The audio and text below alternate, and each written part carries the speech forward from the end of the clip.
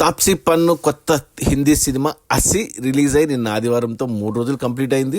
ఈ 3 రోజుల gross collections చూస్తే అంటే కలెక్షన్స్ పెద్దగా లేవు. మొదటి రోజు శుక్రవారం 1 కోటి వచ్చింది, ఫిబ్రవరి 20 నాడు. ఇక శనివారంకి వచ్చేసరికి కొద్ది కలెక్షన్స్ పెరిగాయి, 1.5 కోటి వచ్చింది. తర్వాత నిన్న ఆదివారం కూడా మరో 1.5 కోటి. మొత్తంగా 3 రోజుల్లో 4 కోట్లు నెట్ అయితే వచ్చింది ఈ సినిమాకు.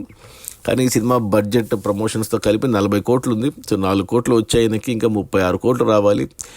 కష్టమే. ఇక ఈరోజు సోమవారం, ఇక ఈ రోజు నుంచి ఈ మాత్రం కలెక్షన్స్ కూడా ఉండవు. సో 30 నుంచి 35 కోట్ల నష్టాలతో సినిమా కమర్షియల్గా డిజాస్టరే. బట్ సినిమా కంటెంట్ ఎలా ఉందో తెలియదు. నాకు ట్రైలర్ చూశాను, నేను చూడాలనుకుంటున్నా ఈ సినిమాను.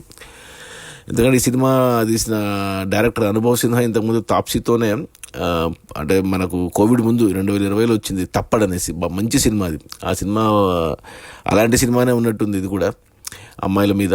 అండ్ తాప్సీకి అంటే కోవిడ్ తర్వాత చూసుకుంటే తర్వాత షారుఖ్ ఖాన్తో వచ్చిన డంకీ ఒకటే హిట్. ఆ తర్వాత ఓటీటీలో హసీన్ దిల్ రుబా అది హిట్ అయింది. ఇంకా మిగతావన్నీ పోయినాయి. ఈ మధ్య మన తెలుగు సినిమాల మీద కొద్దిగా కాంట్రవర్షియల్ కామెంట్స్ చేసింది, ఇంతకుముందు కూడా చేసింది, ఇప్పుడు మళ్ళీ చేస్తుంది. ఇక్కడ సక్సెస్ అయ్యి పేరు చెప్పుకొని డబ్బు సంపాదించుకొని హిందీలో వెళ్ళి వాళ్ళ మెప్పు కోసం మనల్ని చెడుగా మాట్లాడుతుంది. అది నాకు నచ్చదు తాప్సీ దగ్గర. బట్ ఓకే, అది పక్కన పెట్టేస్తే సినిమా పరంగా చూడాలనుకుంటున్నా అస్సి కాన్సెప్ట్ వైజ్.